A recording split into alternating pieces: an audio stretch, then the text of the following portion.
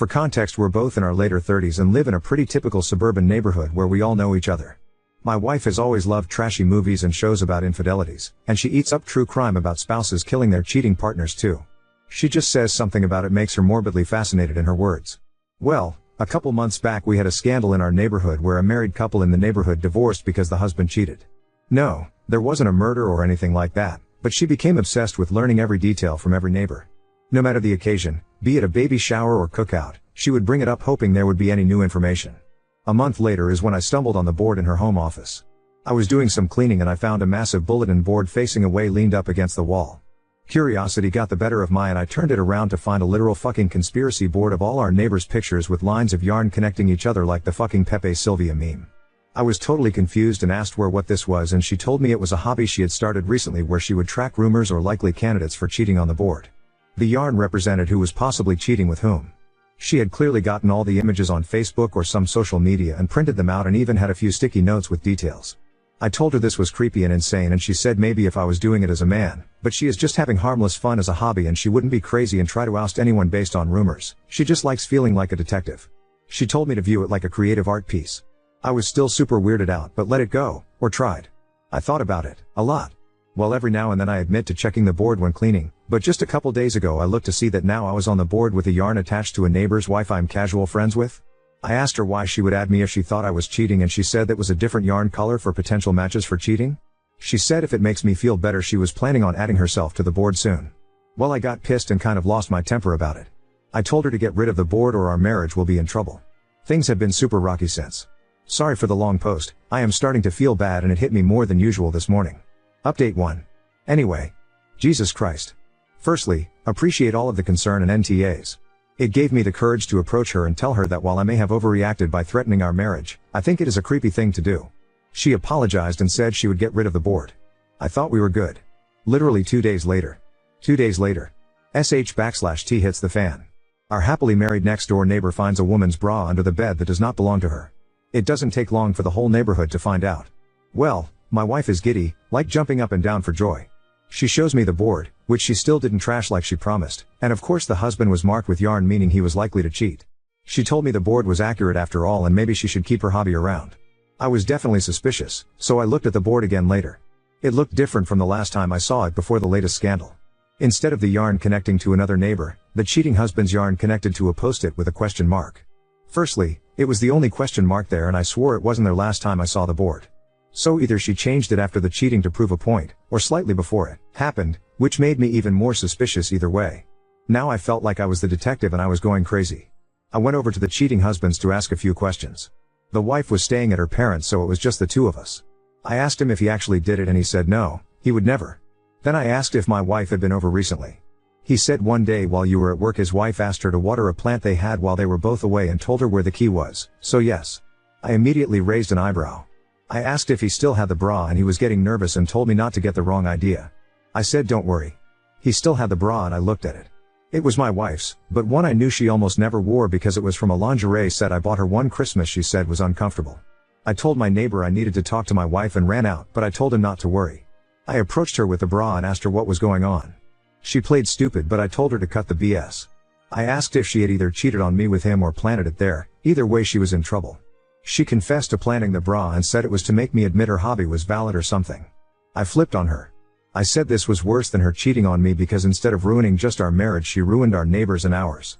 I demanded she call the wife and admit to everything, even sending pictures of the board. I even showed the Reddit post which actually helped convince her my wife had planted it rather than cheated with her husband. Well, they made up but now I have no idea what to do. I am barely speaking to my wife and it is only a matter of time before the entire neighborhood figures this out. Update 2. Sorry, I've been busy. Long story short, my wife is in a mental health facility. After what had happened previously, I did not speak to my wife for a while. I tried to stay working or out of the house as often as I could. Well, a few weeks passed and time made it seem like less and less of a big deal. Finally my wife offered to take me out to a very nice dinner to make things up to me. She told me everything was behind her and while I was avoiding her she had actually started online therapy to get help and realized now what she did was wrong. I really believed her and we had a great night. One thing led to another that night and yay lol. It took about 2 days after that for her to get a pregnancy test and she texted me the positive result. Yeah, I know some of you already think I'm an F/king moron, but it had been a rough year and this made me really happy. I started getting very excited. We started talking about turning my home office to a baby room, looking up ways to prepare, booking appointments, planning a shower, etc. A really fun but whirlwind week. Unfortunately, she told me the first ultrasound was at a time I had to be at work and she would have to go alone. Really bummed me out and I asked her to reschedule, but she said it was the only availability. Well, that next week she went and I waiting for an update or pictures or anything. Nothing. She came home and was super quiet and I flipped out and got super worried that the worst had happened. I told her I understood she was probably in a lot of pain about something, but she had to tell me. She finally admitted no, it wasn't a miscarriage. But she was actually pregnant for longer than she thought, longer than the last time we did it. She actually got pregnant during the time I was avoiding her. Obviously I was so mad and upset and I couldn't understand why she would do this to me, but then I realized all the signs were there for so long and all the comments telling me she was probably cheating was right. But I tried to keep a clear head for at least a second because I really love my wife and I couldn't believe it. I asked her who it could have been and she actually said she didn't know. She said she hadn't won it with anyone during the time I was avoiding her. She swore it and also didn't know what this meant. I thought about it and realized if she was really pregnant for that long, her tummy should be showing and it wasn't. I decided to call the place and ask them to confirm what they said. My wife told me it would be a waste of time and she promised she heard them clearly, so I didn't do it that night. But I couldn't sleep that night without hearing it from the doctors myself. I called the clinic she told me she went to the day before in the morning and asked them to confirm the results. They told me something worse than I expected. She had no visit, she was never there. I didn't understand that at all. Before I talked to my wife again, I did what I should have done in the first place and reverse image searched the pregnancy test image. Yeah, it was on Google from a random years old Facebook post. I was again really mad at my wife and couldn't believe she would put me through all this. I confronted her about the picture and that I called the place and there was no appointment. I told her she had a pattern of lying and this was probably the end of our relationship. But she responded in a way I didn't expect. She burst into tears and went manic, which I did expect, but then said that she really had cheated on me and really was pregnant and that I had made this up in my head because I couldn't face what she did to me. She said she felt like the devil and Hitler and started sobbing and literally screaming at the top of her lungs. She locked herself in the bathroom and told me she was going to kill herself over what she did to me. I couldn't get the door open and freaked out. I called the cops and they broke the door down. She was not hurt, but she was really out of it. They took her to get a mental evaluation and she told them everything there. She even started mixing in stuff about the board and how she knew everyone around her was a cheater, so she had done the same because she was in an evil place. She promised them she was pregnant, but she didn't know who the father was. They tested her while in custody and no pregnancy at all. They told me she was likely suffering from a form of schizophrenia and actually genuinely believed that she was saying, and likely always had to some level, but it seemed to be getting worse. They said she had a symptom called self-accusation and needed help. Well, I got her in a facility last week and she is safe. They are making a little progress. I do not think she thinks she is pregnant anymore. I have visited a few times, but she is very withdrawn with me and says she feels too guilty to look me in the eye. I think there was definitely meddling at certain parts like planting evidence, but now I just feel terrible I did not get her the help she needed when all the real signs were there. I hope her medication starts to help and she can be normal again. And yeah, the neighborhood gossip is having a field day with all this. Anyway, thanks for listening. I hope this is my last update. Thanks for all the help. Edit, my wife has been to the clinic before and I am an authorized contact. I can ask about her appointments. Also, local area, so I know the front desk lady. She was as confused as I was when she saw there were no appointments scheduled and no record of her going. Why don't all you losers shove a fork up your ass and twist it? Now on to second story. Discovered my girlfriend's secret obsession with male strip shows and her lies about them. Now I'm questioning our entire relationship. I, 28 male, and Jen, 26F, have been dating exclusively for 2 years and living together for 6 months. We live in the college town where we both earned our computer science degrees, but we didn't know each other in college. Jen is the classic cute nerd who loves playing video games and is a huge fan of Doctor Who. Jen has a good college friend, Amber, with whom she goes out with maybe once every 4 to 6 weeks. Usually, it's so, mething low-key like a movie or dinner and drinks. Many times it's during the week, not the weekend. I have never thought anything of it because I've never had a reason to. Plus, sometimes Jen comes home really horny and wants to have sex as soon as she stumbles through the door. But other times she texts me to say she's going to crash at Amber's place. A few nights ago, Jen and Amber had a girls' night. She told me they were going to see a late movie and maybe grab some drinks after. Jen came home around 11 p.m., tipsy but not drunk, and basically jumps me in bed. We went at it until she fell asleep around 1 a.m. When I went to turn her light off, I noticed a pop-up on her phone with a QR code ticket passed to something called Men in Motion. I googled it. It's a traveling show with male strippers that travels around the country and puts on a male strip shows. And yes, the ticket was for a show tonight. Jen and I don't have an open phone policy, but I knew her password and I was more than curious. I checked her Eventbrite app ticket history and it looks like she has gone to a lot of these shows. I also looked at her photos and found a folder with over 100 pics of her with male dancers wearing not a lot of clothing. I'm struggling with the idea that Jen enjoys watching hot naked men dance and has been hiding it from me. I feel inadequate and uneasy about the situation. Although there's no evidence she cheated, there have been 2 nights she didn't come home that match the dates of the shows. Yeah, I have a good memory. It makes me wonder if something more is going on. I've always trusted Jen, and I don't want to accuse her of anything without evidence. However, this whole situation is making me uneasy. How do I bring this up to her without making her feel like I don't trust her? And how do I deal with the nagging feeling that even more may have happened? Wibta if I confronted her about this? Oop, yeah, I'm pretty sure she has straight up lied to me a few times. Update 1. The shock of knowing my nerdy Jen was regularly watching male strippers, along with low-key feelings of inadequacy, I'm okay looking but I'm not ripped, blinded me to the fact that the active deception on her part was the bigger issue. Anyhow, here is an update on what's happened. I knew I had to talk to Jen. At home Thursday evening I told her I saw the ticket on her phone the night of the show, and asked her why she lied to me that she was going to the movies. She was initially taken aback and defensive but eventually apologized for not being upfront. She said that she and Amber just considered it a fun and even silly girls' night activity. Jen admitted she kept it quiet from me because she wasn't sure how I would react and didn't want to make things awkward between us by even asking. It was just something fun and naughty. She admitted that this was not her first time attending a show like this, but she couldn't remember how many times in the past. Jen also said something I never thought of, that she felt safe going to these shows, as it was an all-women environment, compared to bars and clubs where guys get drunk and hit on women. She reassured me that these shows were just to have fun and not about any dissatisfaction with our relationship. She said at least 3 times that she finds me attractive and was very satisfied with our sex life. She even said if it would help me process things that she and I could go together to a club with female dancers. Neither of us have ever been to a strip club with female dancers but thought it would be similar, and I could see for myself that it was just naughty fun and we could experience it together. After a couple hours of talking she grabbed my hand and took me up to the bedroom to assure me that I am still the hottest man in her life. Next day I was satisfied with her explanation.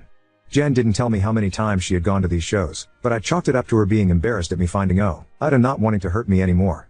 I also didn't ask about the pictures. I didn't want her to know that I had looked at her phone, and there really wasn't any smoking gun evidence of infidelity. But the next day something still just felt off. Maybe me just questioning myself and my naivety up until this point. So, I reached out to a mutual friend of ours, Kirsten. Kirsten was part of Jen and Amber's college friend group, and I knew Kirsten casually from a few classes we had taken together. Kirsten and I weren't close at all and I hadn't seen her since graduation, but we reconnected at her wedding a couple years ago. The wedding was just around the time Jen and I became exclusive. Jen and Amber were both bridesmaids. Jen took me as her +1. As far as I knew, Kirsten and Jen didn't have much interaction after the wedding, which I assumed was just normal for married people to lose contact with unmarried friends. I messaged Kirsten Saturday. I used the pretense that I was thinking of taking things to the next level with Jen, and that since she was the first person in the friend group that got married and that she knew Jen, that she could give me some advice. What she said next stunned me. She said that she didn't know that Jen and I were a couple, and that she hadn't spoken to Jen since the wedding. She also said we should meet up for coffee so she can fill me in on some things in person, but not to tell Jen we were meeting. Holy fuck. We had coffee Sunday. Wow. Just fucking wow. Here is what she told me. I have written this chronologically so it makes more sense. 1. According to Kirsten, Jen was a virgin until her 21st birthday. As a joke, Kirsten, Amber, and friends decided to hire a male stripper for Jen's birthday celebration. To everyone's shock, Jen really liked the stripper and she lost her virginity that night. 2. Jen got the stripper's phone number, and Kirsten said they met up with him a few times after the party for what Jen called a special private show. Jen was unabashedly proud of this. 3. Jen became more interested in dancers, and would do things like suggesting Magic Mike for movie night. Other times she would comment on guys walking around campus, making comments about abs and biceps and saying I bet he looks good in a thong. 4. Jen had a serious boyfriend after college and before we met that I didn't know about. According to Kirsten, their relationship ended when the boyfriend discovered Jen in bed with, a stripper. Jen had gone to a male review, hung out after the show, she managed to pick up one of the dancers and took him home. The BF ended up moving out of town for work, which is why I had never heard of him. The friend group knew about this mess and Kirsten figured Jen had learned her lesson. 6. At Kirsten's bachelorette party, where Jen and Amber were bridesmaids, Kirsten had explicitly told them no strippers. Despite this request, Jen and Amber arranged for 2 strippers to show up, and all 4 of them ended up having a foursome. Kirsten was understandably furious with them hijacking her bachelorette and blatantly disrespecting her, and ended the friendship with Jen and Amber, though she kept them in the wedding party because the wedding date was only a week away and she didn't want word of this to get out and overshadow the wedding. Looking back, I remember the vibe of the wedding felt off, and this was why. I could tell Kirsten was still rightfully very pissed about the whole situation, and said I deserved to know the truth. Over the course of an hour I went from stunned to furious.